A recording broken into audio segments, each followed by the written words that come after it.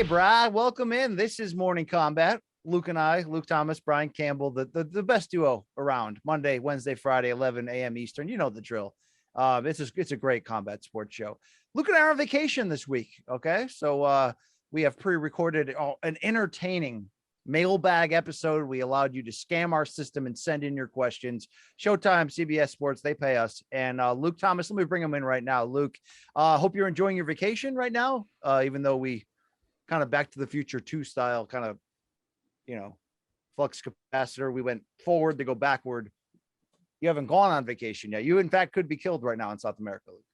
That's right. I could be dead as it stands, but the show will go on. This is a video to all your fans then, thanking them for, all right. Sad my family won't see it then. This is your living will, Luke. Here we go. Okay. No, thank you. Like us, subscribe, of course, youtube.com/morningcombat. So many great stuff going on there. Interviews, live chats, a lot of stuff going on. But today is fun mailbag time. So why don't we just hear what our viewers have to say? We'll get into this. Zach from Canada sliding in. It says, if you had to marry an action star character, not the actress, but the character, who would it be and why? Love the show since day one. Have yet to miss an episode. BDE and stay frosty from your biggest Canadian fan. Ariel? No, what is that? Zach from Canada. Sorry. Luke, give me a female action star character like Tomb Raider Lara Croft or someone like that you think you would, is there, have they made an action movie yet about big Latin women, Luke? Yeah, I was going to say like Red Sonja, but didn't Brigitte Nielsen turn out to be a bit of a disaster later in life? Well, by the time she got to the Flavor Flav years, yes, Luke, but prime Brigitte was still hot enough to overcompensate for that. Maria Conchita Alonso in Running Man, I think, was amazing. Sharon Stone in Total Recall, not bad either, Luke, even though she was working for the bad guys. Who isn't? Trying to think, there's got to be a go-to that we're missing, right, Luke? Cara Dune from Mandalorian. You have to hear about, you have to hear a lot of stupid political opinions. Have you ever gone? Let me ask you a question. And everyone's got their own view of what this is, but so just take the question as it comes. Yeah. Have you ever been on a date or I'll leave it at that. Have you been on a date with someone who just had stupid fucking political opinions? Luke, I don't usually try to talk to people about politics. You know what I mean? I'm really in it for entertainment purposes, life, dating, shows, You've never been on a date and had any kind of conversation about your orientation on the world as it relates to how the world is run? Well, first of all, I was raised in a factory town, so we don't really go that deep. Luke, we go on dates usually for one of two reasons, right? No, I haven't, Luca. So can you give us one of some chick who had just some stupid world outlook and you're like, don't you know I used to write speeches for a living, biatch, right? No, I've actually been blessed. I've had many, I've been to house parties and I got stuck with someone who,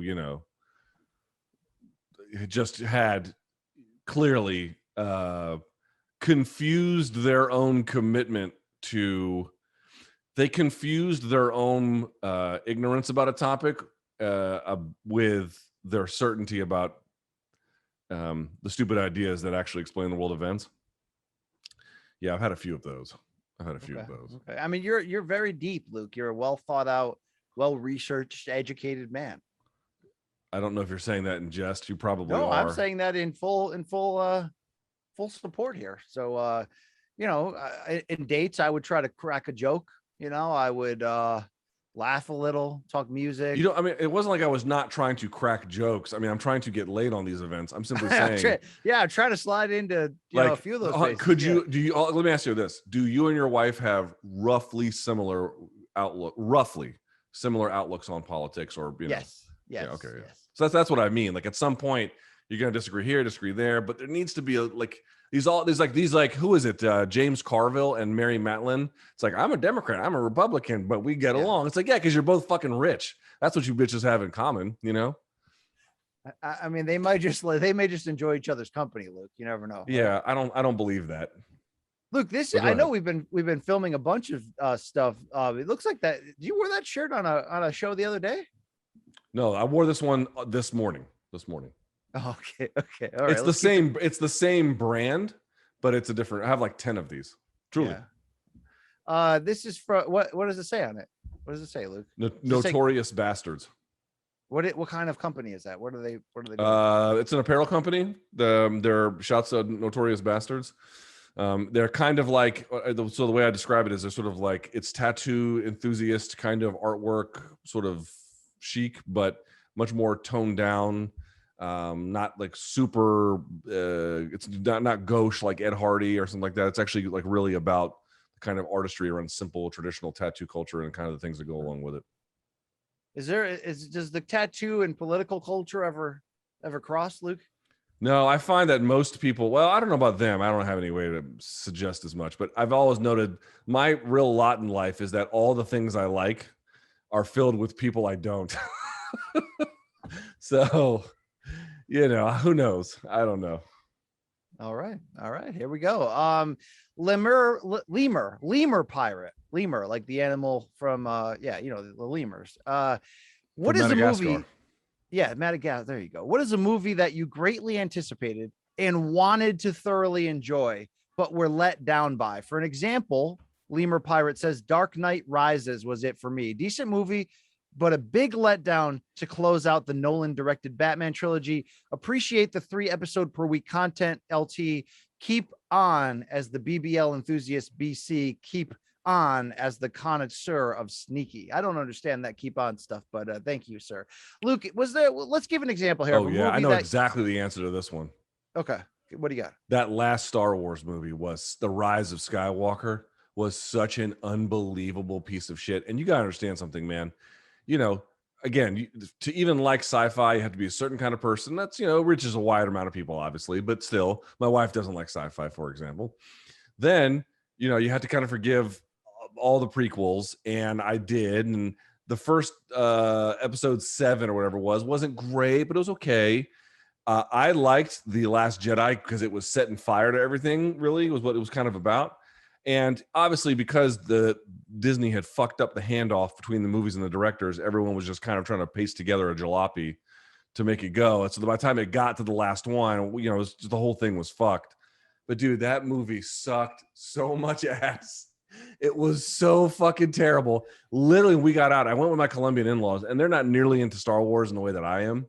We got out of the theater, and they were like high-fiving. They were like, yeah, we love that shit. Because all they want to see is Chewbacca roar. They want to see some stormtroopers, some lasers and shit, and they're good. They're not all in on it like I am. And I walked out of there mad. I was like, man, fuck that movie, man. Fuck Chewbacca. Fuck all them hoes. Fuck that movie. I was so angry. Hall, fuck Luke Thomas. Yeah. I would have to say it feels like an easy one, but Rocky 5, you have to understand, I came to boxing through the Rocky movies, right? I didn't see Rocky 3 in the theater, but I remember when it was in the theater, which I was like 5. And I remember being so fired up when it came on to HBO. Rocky 4 was Destination City in the theater. So when Rocky 5 came around, and you were not only told that a real boxer would be the co-star, but that Rocky would become a coach. And there was this whole thing around it. I was so damn jacked. And, looking back, Luke, I think sometimes we overrate our hate for that. Like, it's become the redheaded stepchild of the entire franchise. But what do you think really went wrong in Rocky 5? But I remember just being angry leaving the theater. Is that the Tommy Gunn one? Yes. Because the story was strong, right? It just something about the execution. Was it the fact that Stallone had his real son play his son and it just didn't work? What do you think it was? I haven't seen that movie in 25 years. I don't know. I mean, the story was that Paulie gambled away all their money or whatever, invested it wrong. So they went back to their old house in Philly, and, Rocky was starting to have the CTE come in, and he trained Tommy Gunn in his basement. And then, Tommy took the money from the fake Don King guy. And then eventually, right, Tommy challenged Rocky on the street, you mess with Paulie, won't you try knocking me down? Right. No, I don't know if you can hear the Civil War that is taking place, the Civil War reenactment that is taking place outside of my door. Okay. Does it involve your daughter, a dog, a grandma, probably? Just 50,000 people who, yelling at each other. That's great. Okay. All right. That's yeah. I'm look, is there another, because the hook to this question is that you went to the theater actively prepared to love something. You know, it's not like $1 Million Baby where I had no idea and then I got caught on that left turn and I was like, screw this movie for life. I didn't go to the theater for that being so fired up, like Destination, you know, like there's got to be something in my blind spot here. I mean, I don't know. What, we'll get back. Definitely that last Star Wars one was the last time I can remember leaving the theater being like, man, fuck those pieces of shit for making this fucking movie and for my stupid ass for sitting through it. I haven't had that feeling in a while. Okay. All right, here we go. This is from Sambuca of Great Britain. Hey lads, do you guys collect anything? I know BC collects fight posters and moldy livers. Personally, I collect golden, silver, and bronze age comic books, which have all seen an increase in price, probably due to the pandemic. Thanks for all the laughs from Factory Town MMA, UK. BC also collects ball fungus. So I don't collect fight posters, but I do have a decent amount through connections in the fight game or some that I bought. I rotate them regularly, Luke. The only thing I collect, and I think there's two kinds of collecting. There's collecting with the idea of spinning it one day to make money, and collecting because you're obsessed and you love it. So I collect vinyl records like a fiend. I also collect NBA replica jerseys, usually from the 1990s, usually of like ridiculously journeyman or failed players, just for the novelty fun of it. Luke, what the hell do you collect? Probably something real nerdy, right? Stamps. I don't collect things because I'm not a huge nerd. As a kid, I collected Jesus fucking. I mean, I hope they're having a good time with the quinceañera out there. Keep hitting that piñata. I mean, what the fuck are they doing? All right. I would say as a kid, I collected baseball cards. And I specifically instructed my mother not to throw them away because I was of the generation, as you were, where everyone was like, oh, I used to collect, but then my mom threw them all away when I got older. I was like, I would tell my mom, do not throw these fucking things away. And sure enough, right after like my junior year, she chucked them shits in the garbage and I lost all of them. I had some good ones too. I had like Ken Griffey Jr. rookie card. I had the Michael Jordan baseball cards. I had a signed Nolan Ryan. Like I had some good most shit. Most of those are still worth bullshit because they in our era they made too many cards. They mass produced and it brought down the value completely. Yeah, but I had like Jose Canseco rookie cards, McGuire rookie, Bonds, Bonilla. I had a lot of good shit, or Bonilla, however he pronounces it. But for our era, you know, I had a decent amateur collection. You know. Yeah, I had kept all my cards. That was a big part of my life in the middle school years. I threw away though more than half of it right after getting married, just because I didn't want to carry around bulk. And then I regretted that once my kids got into cards for a short period about 5 years ago. And we traded with each other and we bought old wrestling cards and all kinds of stuff, but never really, don't collect. But I mean, I got a decent amount of Garbage Pail Kid cards still. Okay. I used to collect that for a short amount of time, Yeah. No, I never like, I'm going to collect coins. Like for what? I mean, looks like I collect emotional scars. Isn't that enough? Yeah. I collect tattoos, I guess. Something like that. All right. Coming in hot, Henry Rosian of Finland. Wow. When you guys get to 100K subscribers, which one of you is going to get the YouTube play button on their wall? Luke, that sounds like something you would covet. I've already got one. Oh shit. Okay. Oh, sorry. Oh shit. No, you may have it. More specifically, it should be in studio. We should have that in studio. Look, we haven't talked about this in a while, but we need to get back to studio regularly. I know, dude. Didn't we talk about this in fucking Miami with all of the superiors? And I thought we were on board with the plan, but I don't know. I mean, we are going on vacation, and then we're going to be together later this month. So maybe that's it or something. I'm not sure. The past few weeks with the pandemic going back in sort of the other direction for a bit has muted this, I think, even more. But I mean, once a week would be nice. Once a week. I know there was some talk about. I thought we agreed on 2 times a month.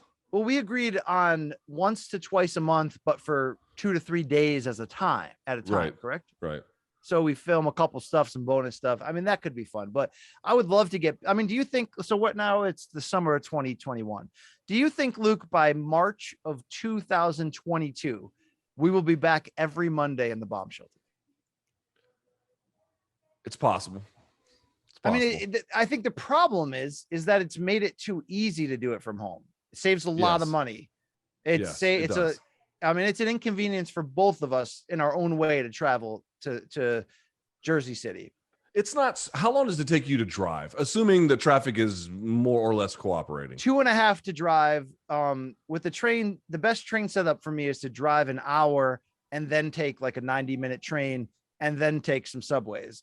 So the most efficient way is to just drive 2.5 hours straight there. Yeah, and for me, it's about 3. What on so the train? It's not so terrible. What would the drive be? How bad would that be? I think 3. It'd be closer to 3.5. A little bit longer. It's just because the train is so, especially if I take the high speed train, then it's only like 2.5. That's actually not bad at all. Okay. But I agree. I'm looking to get, dude, the show isn't it. This is a version of a show. The show is what we do in studio, and everything else is a lesser version. You get a better energy. You get a better back and forth between us. We tend to pick up each other's cues for pausing or interrupting better. It just flows better. I think those on-site gags, Wheel of Death, Wheel of Dismemberment, Wheel of Misfortune, that stuff just works better in person. Luke, imagine if you and I lived close enough that we did every single episode in person. The show would be unstoppable. Okay, but what would that actually do to our numbers, to the public's, like the fans that we haven't hit yet, the fans who have tried us but didn't stay around, right? What would that do to that? I don't think necessarily doing the show like this hurts us all that much. Like it's not such a negative, but one, it would look different. I mean, there's a lot of people talking over Skype or Live View or Zoom. In that sense, it doesn't look remarkable. It looks remarkable when we're at least in person together. So that's one. Second of all, we could record a bunch of extra content. So I think we just have more shit to give people, and it would be higher quality as well. So the quality would be higher. There'd be more of it.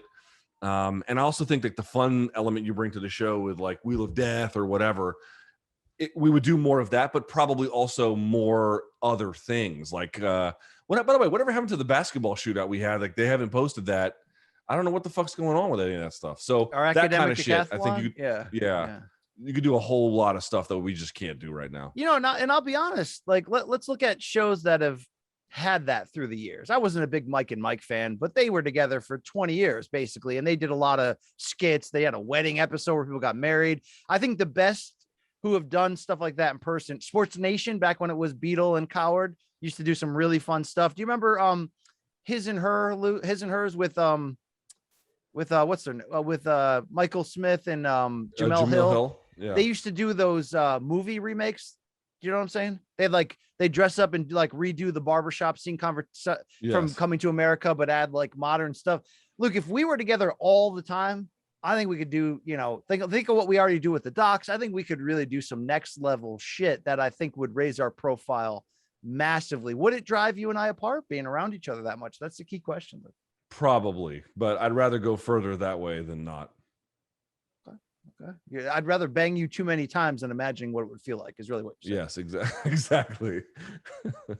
All right. Let's keep it going here. This is from Nats fan 16. Hey guys, relatively new donk here. Hey Luke, I will say this. I'm interrupting here. I feel like I've gotten a pretty large amount of DMs from people who say it was the third Conor McGregor, Dustin Poirier fight that opened their eyes that we were even a thing. So that shows you the power of us doing stuff like traveling and stuff together, like that. Right? Yeah. Right. So that's great. That's probably a fair point. Yeah.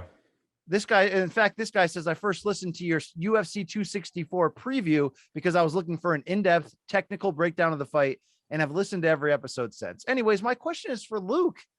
I know you mentioned that you were formerly a Navy SEAL. What? No, he wasn't. And trust me, I've never claimed that shit. And that you worked for some kind of political consulting firm. That's true. That's true. I think you mentioned being Indian a couple of times. This guy has the listening comprehension skills of a not bright person.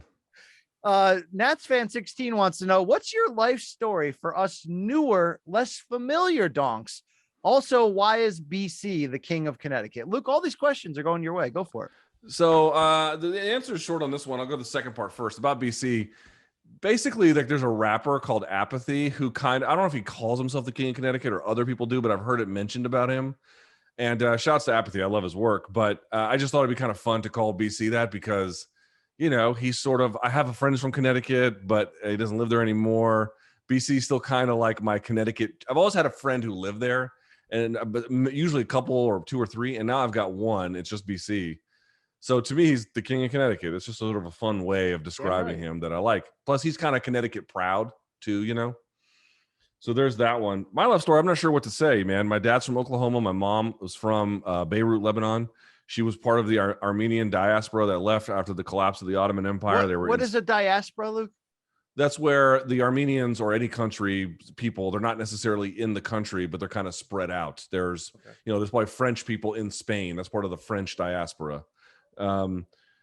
So they were part of that after the Ottoman Empire collapsed. They were all many of them were living in Syria. My mom was born in Aleppo, which, now is a war zone, completely just turned into rubble. But back then was an extremely nice place. And they ended up in Beirut. My dad was a member of the Foreign Service. So he had done a bunch of tours overseas at different places and ended up in the Middle East. Met my mother. My sister was first. She was born in Beirut. My brother was born about 7 years later in Paris. My family lived there for some time, almost a decade. And my sister and my dad speak fluent, and my mother as well, all spoke fluent French. My brother and I got none of it because there's such a gap. Yeah. It's always fun when they would just talk shit about you to your face, That's always fun. I feel like that's happened a lot in your life and your family. Yeah. And not necessarily in a foreign language. Sometimes do you ever in pick that up in Spanish where Abuela's just like that motherfucker? Oh, yeah. But see, my Spanish is a lot better. So I didn't know any French, so you could kind of tell. Like, keep it up, Pepe. I can find you another place to live. All right, keep it up, bro. All right. With them, that's much. I'm not saying that they haven't done it, and I've always not picked up on it, but my ear is pretty good for that. Anyway, so I was born last in New Delhi, India, and then my dad had a few more tours of time spent abroad, including Japan, Qatar, and then came back. I grew up in Washington, D.C. My parents got divorced, kind of moved around a little bit from the state of Virginia to Georgia. And then when I graduated, went to William & Mary, was in the Marine Corps, moved around and ended up back here. And that's Your father would dine, he would womanize, he would make outrageous claims like he invented the question mark, No, he would not do things like that. My dad is not that kind of guy, but that's my story. That's it. All right. Quite inconsequential there. Thank you for that. I appreciate that. That's true. We got one from Root Ninja.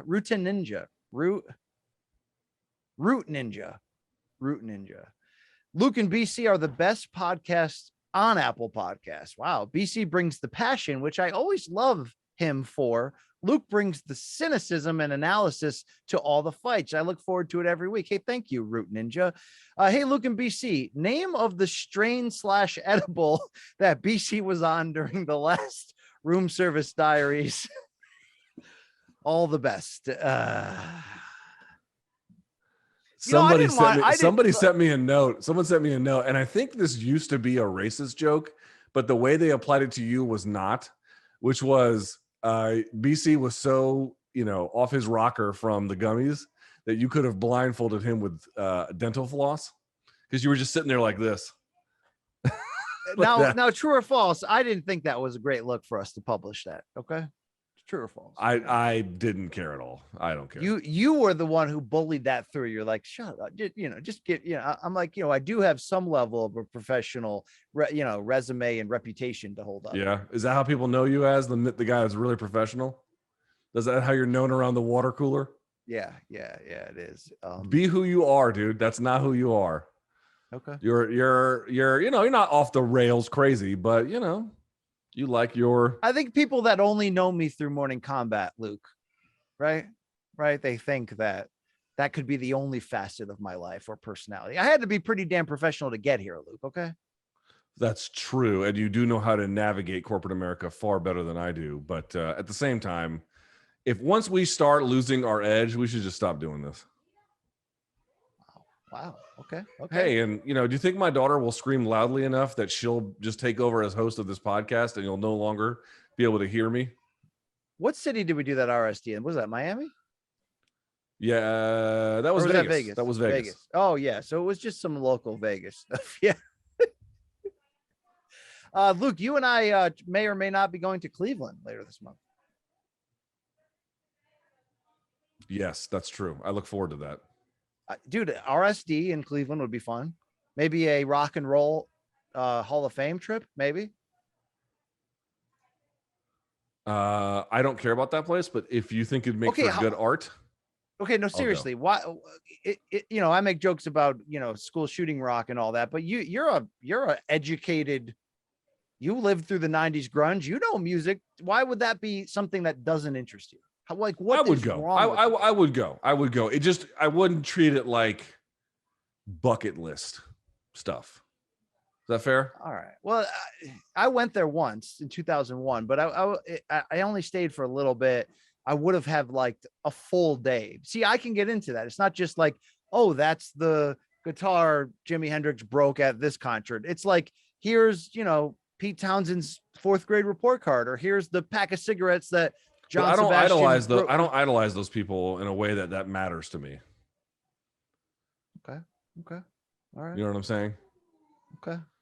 That's cool. That's cool. Sometimes you just want to see the world burn, BC. Sometimes. Yeah.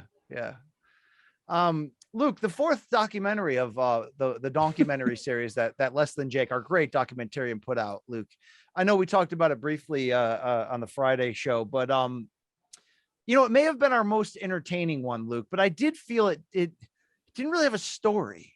It was more just, hey, here's some shit we did. I feel like there were potential stories that either didn't connect, or Jake lost the footage, or maybe we were a little afraid to go after. You're very upset with Jake for losing the Pennington James footage. I have noticed. I mean, imagine, there was a real storyline going on that weekend that we weren't allowed to talk about, Luke. Imagine if we had made that the doc of some of our inner. See, that should have been turmoil. the doc, but then that would cause all kinds of problems. So that was some heavy shit that went down, Luke. Okay. That was true. That was some pretty yeah. All right. Well, they cleaned. I mean, look, I as I tell them, I gave about an hour confessional about us working with Brendan. I didn't really see any of that in the film, Okay. Brendan played ball though. He looked good in the doc. It was dude, people. How about that scene where Brendan is sitting next to us and over his head, the lady's like twerking on the stage at the weigh-in? You know what I mean? That was Jake sometimes captures like the perfect angle of something. Yeah. And I had no idea that was happening either. I was like, oh, right. Florida's different, man. Florida's it's a different world. It's a different world. Yeah, Luke, that really does wrap up the fun fan questions. But so I wanted to say, Luke, you haven't been day one-ish in love with the documentary series. Sometimes you think it's gratuitous or forces us to take our eye off the ball, or hey, it's cool. But if you used to brag about a producer credit for MK, let's say you took a more hands-on approach with the docs. Like, do you think it's run its course? Do you think there's more storylines that'll naturally I think develop? There's two major problems with the doc. One is that you want to do too much of it. I actually think less is more, and I think they should be shorter. Number one, or I argue for more minutes, or even episodic, rather than like a big grand 4. You should chop that up into like 5 different 4-minute pieces or something like that. Right? That's the first part we can think about. Second part is I actually have nothing against it, except that I always am thinking about the balance of content at MK. And with the removal of Dissected, there's just been a little bit of imbalance with it. I feel like if we could add it back, honestly, I would like all my objections would basically go away. It's really the problem. Okay. Let's get Dissected back on the road. It is possible. I'll fight for it. All right. Yeah, I'm going to go on vacation and not think about it, but maybe afterwards. All right. Well, it would be a great doc. Us winning the World MMA Awards Best MMA Programming award. Look, okay. It would. People can go to that website and vote for us at World MMA Awards something. And imagine the doc cameras there, Luke.